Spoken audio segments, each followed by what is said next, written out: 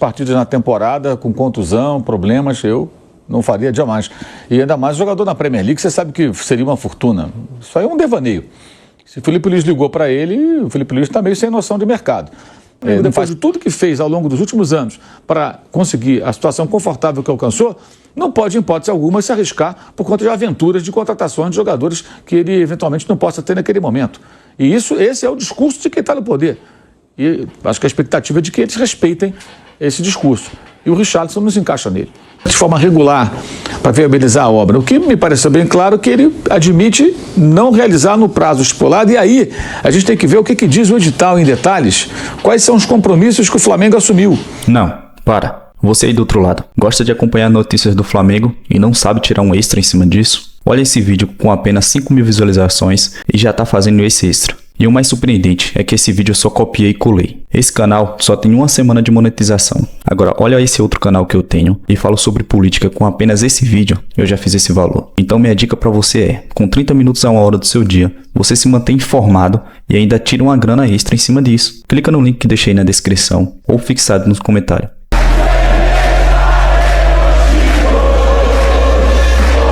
Bem, assim, o que ele fala eu acho difícil de cumprir, que é, a priori, sem parceiro, você construir o estádio sem afetar o futebol.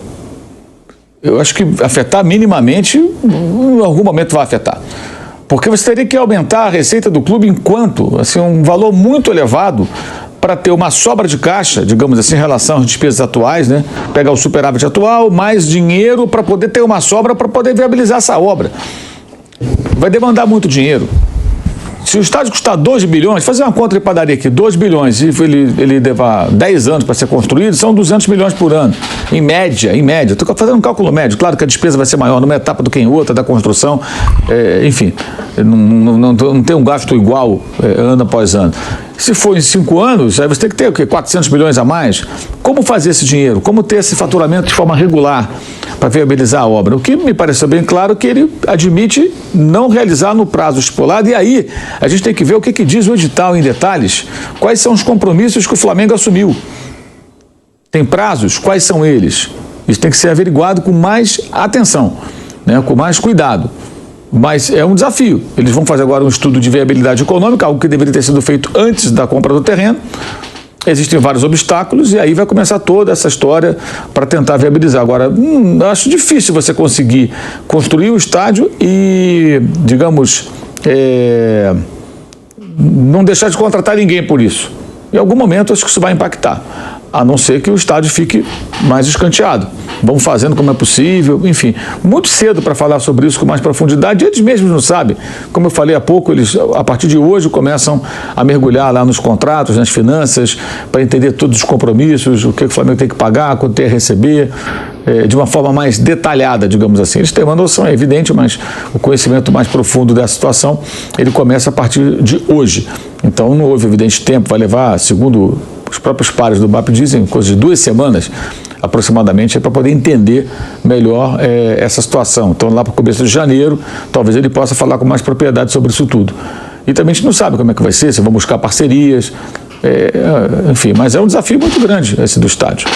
Acho difícil, sem parcerias, tocar essa obra e em momento algum afetar o clube. Em algum momento você não vou poder contratar esse jogador porque tem que pagar aqui a construção.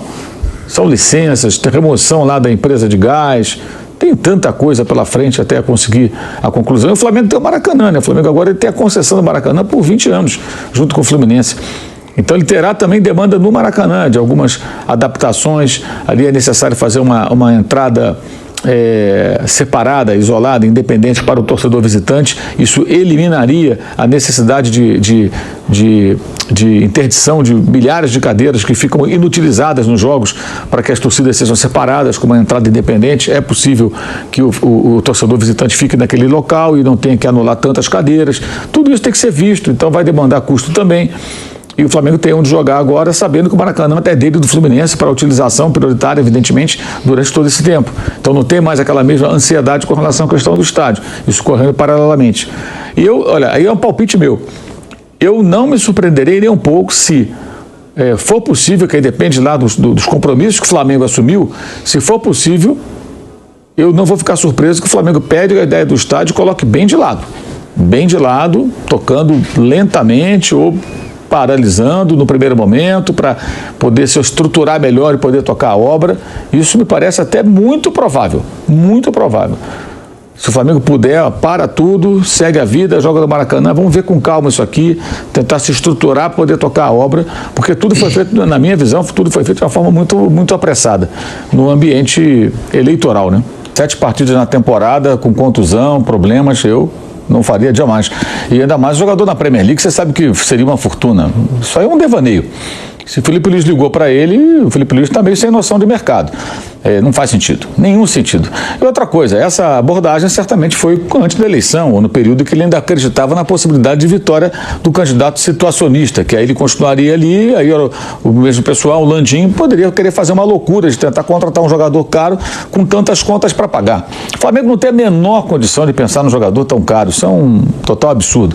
E o Felipe Luiz, imagino, vai ter que se adequar à realidade do clube, que talvez seja uma contratação mais modesta, a não ser que o BAP engula as próprias palavras dele. Ontem, na posse, falou que para contratar alguém tem que vender, a não ser que seja uma coisa mais assim, de oportunidade, jogador mais barato, livre do mercado. Exato, deixou bem claro isso.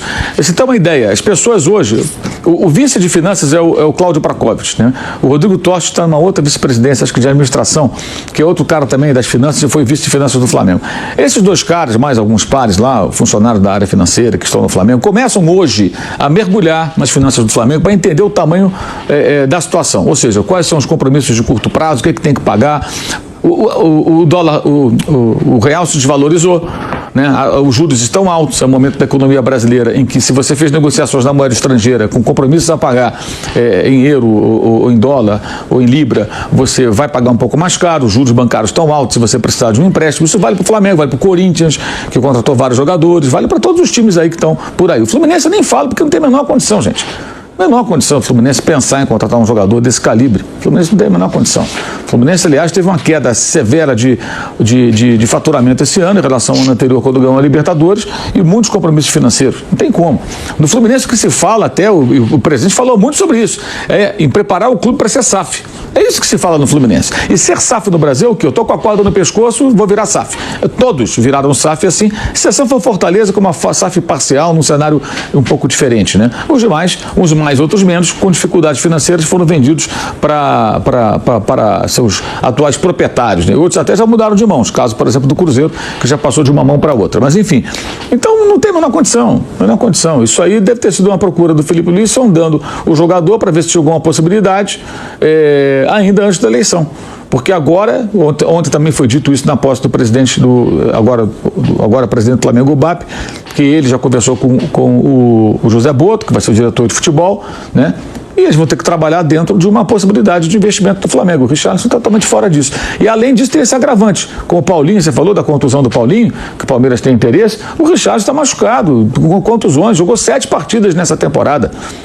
Então você vai fazer um investimento alto no jogador numa situação como essa ainda? Mesmo que fosse possível, eu acho totalmente descabido. Nada contra a característica do jogador ou a sua qualidade, pelo contrário. Mas eu acho que esse não é o momento para se fazer um tipo de investimento desse calibre, mesmo que fosse possível, né? Por conta de todo o cenário que a gente está entendendo. E o torcedor do Flamengo já tem que se acostumar. Dificilmente vai haver grandes contratações. E eu vou te falar, se o BAP fizer uma loucura de contratar alguém de 20, 30 milhões agora, nesse momento... Gente, a situação do clube, ontem foi dito claramente, o estádio, o Flamengo vai, se preciso, tentar esticar o prazo de construção do estádio, porque não quer comprometer o time de futebol. Para construir o estádio ser uma parceria, mesmo alongando o prazo, tem que aumentar o faturamento. Como é que você aumenta o faturamento? Óbvio, cortando parte das despesas, né? E aí o futebol pode ser afetado ou não. Você corta em vários setores do clube e não corta no futebol, que é onde você gira uma quantidade maior de dinheiro. São as despesas mais altas, a folha de pagamento alta, tudo no futebol. Como é que você consegue equilibrar isso? Difícil. Muito difícil você construir o estádio sem afetar minimamente a competitividade esportiva do futebol. Muito difícil. Né? Alavancar receita, de que maneira? Tem várias maneiras de alavancar receita. Isso foi feito ao longo dos últimos anos. Mas a ponto de você ter um sobra, um superávit, uma receita a mais em relação à receita que o Flamengo já tem, para erguer um estádio que pode custar pelo menos 2 bilhões, por isso que falou em esticar o prazo. De repente vai de 5 anos, pode levar 6, 7, 8, 10, sei lá quanto tempo. Mas o estádio não tem nenhum... Agora que vai ser feito um estudo de viabilidade econômica. Eles contrataram lá a a Fundação Getúlio Vargas para fazer esse trabalho. Ou seja, isso tem que ser feito antes da compra do terreno, está sendo feito agora. Isso são equívocos, na minha visão, cometidos pela gestão que terminou agora, num ambiente de eleições, num clima de eleição, em que o terreno, a ideia do estádio virou ali uma grande plataforma de campanha. E agora os caras têm que desatar os nós e colocar o trem no trilho, no curso correto. Então, se falar em contratação cara nesse momento, é um negócio totalmente descabido. Não acredito que façam, e se fizerem, eles vão estar engolindo as próprias palavras. Não só o presidente, como seus pares, que em todos os contatos comigo, outros jornalistas, sempre falaram a mesma coisa. Não, a gente tem que entender a situação financeira do clube, houve muitos investimentos, comprou um terreno que custou cento e tantos milhões, 170 milhões, jogadores caros foram adquiridos, esses caras não estão pagos. Tem que pagar o Vinha, tem que pagar o Alcaraz, tem que pagar o Plata, tem que pagar os jogadores que contratou. Estou falando só os desse ano, né? Claro, tem dinheiro a receber, de jogadores vendidos também e tal, mas teria que vender mais, não fez nenhuma grande venda nessa temporada. Essa é a realidade. Então o Flamengo está desesperado, está no buraco financeiro. Não está, mas não está, nesse momento, não está também em condições de fazer nenhuma contratação caríssima. Acabou de fazer, gente. O Alcaraz custou 20 milhões de dólares aproximadamente. O cara mal jogou. Mal jogou. Quer dizer, nem se adaptou, digamos assim. Aí já vão falar na contratação de alguém de 20 milhões. Isso é uma maluquice, isso é uma loucura, isso é uma insanidade. E eu faço questão de falar isso porque de vez em quando tem uns corintianos aí, meio bobos, que acham que eu falo essas coisas só do Corinthians. Eu falo de todos os clubes têm que ter rigor dentro das suas finanças. Enquanto a gente não tiver isso no Brasil, vai ser sempre essa avacalhação. E clubes importantes passando dificuldade. E o Flamengo, depois de tudo que fez ao longo dos últimos anos para conseguir a situação confortável que alcançou, não pode, em hipótese alguma, se arriscar por conta de aventuras de contratações de jogadores que ele eventualmente não possa ter naquele momento. E esse é o discurso de quem está no poder. E acho que a expectativa é de que eles respeitem esse discurso. E o Richarlison não se encaixa nele.